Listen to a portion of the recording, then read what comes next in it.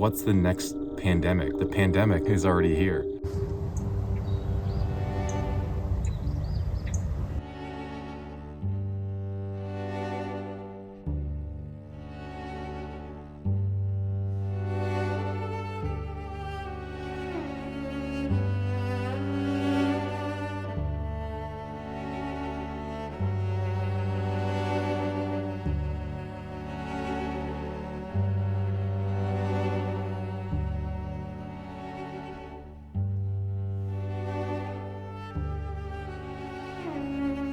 I'm here in North Carolina visiting some family, and it's really nice to kind of reconnect with nature and to disconnect from COVID that we've heard about for so long. Thankfully, it seems like as we're heading towards the holidays, things are beginning to get a little bit more normal. We'll see what happens after the fact. But a question a lot of us are having is, things are getting normal now, but what's the next pandemic? What's the next thing that's going to hit us and rock the world once again? And I'd argue that the pandemic is already here. It's been here. And I wrote a little bit about this idea of what this pandemic is and what it looks like, how it manifests. And I want to read it to you. The problem with this particular plague is that most people won't acknowledge that it's there, and some older generations even think of it as a natural rite of passage. Systems are set up to take advantage of this weakness, and little is done to help avoid it. We are outright failing younger generations, and this failing is leading to suicide, depression, anxiety, and financial burden. What is this pandemic, you ask? It is allowing our younger generations to move forward in life with little tools to help them define a purpose-driven life, pursue it, and how to make solid decisions towards it. Now, you might think I'm being dramatic here, but am I? The NNDC says depression is the leading cause of disability. Shocking statistic. CDC notes that in 2019, suicide was the second leading cause of death among individuals between ages 10 and 34. The suicide numbers were 2.5 times our homicide numbers. We're killing ourselves more than others are killing us, is what that means. Is it so far-fetched to think that an outdated system that revolts to a person expressing their individualism and not fitting into neat boxes might be at least somewhat at fault to this epidemic? Now, I've seen this problem happen actually firsthand because I was once part of the problem. I helped thousands of students through the admissions process when I was earning my MBA and working for my alma mater. And I've seen that little is being done to help students define their ideal life and to do it based off of who they are and what they want. Instead, colleges want you to be sold on this fuzzy idea of what you may want, right? They want you to believe that their idea of your future just enough so that they can sell you the idea of it to collect your tuition money. The current education system doesn't care if you change your major 3 times. In fact, they only benefit through your indecision. Unfortunately, this is just one example of many.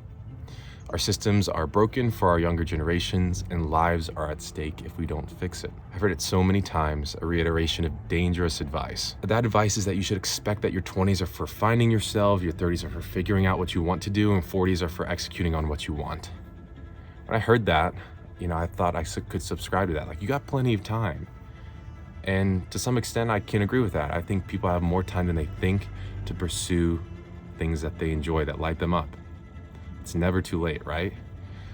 But that's also dangerous advice, because if you kind of bring that out in perpetuity, you're saying that 18 years of your life are in the workforce should be wandering, and 25 years will be doing something of purpose. So this logic is insane. While I understand having patience is necessary in life, would you date someone for 18 years figuring out whether or not you want to marry them for 25?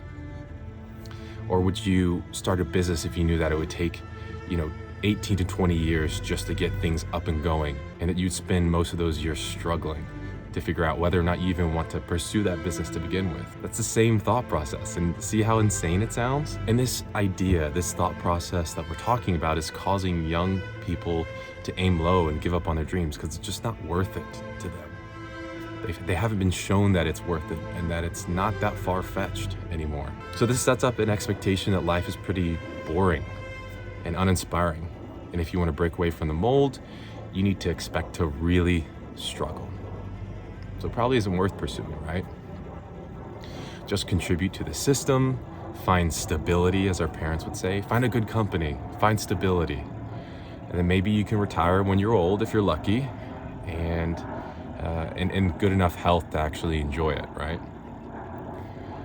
This is, to me, uninspiring expectation of a person's wandering for purpose paired with social media making it seem like we're the only ones not traveling the world and buying Ferraris and flying jets every other weekend.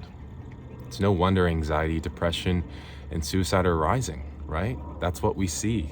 We're dealing with purpose and like we can't find our place, our creative venture, yet we're seeing all these other influencers living their best life and we're stuck at home. Well, I don't subscribe to that. I believe our systems are fatally flawed and they don't help people define meaning for their lives. And that's why Jordan Peterson and people like that are exploding in popularity, because they're finally given the tools that you can control your life, you can control your destiny and build something of purpose, right? It doesn't have to take decades of wandering to find purpose in life.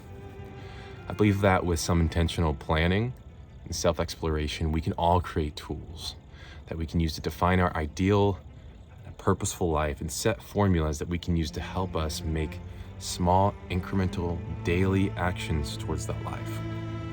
Instead of wandering, we can thrive in the pursuit of our dreams. No more settling, no more aiming low, no more giving up on our dreams for comfort. And over the next few weeks and months, I'm actually going to define that. I've been writing essentially a guide to good decision making, trying to break down how did I make good decisions in my life and how can I replicate that in the most qualitative way possible. So I want to share that with you. And if that's something that you're looking for, you're a person who you don't know what you want, at least you think you don't, but you know you want something more, please subscribe, comment in the section below, and let's figure out this journey together. I'm Jacob Haynes. Thanks so much for watching.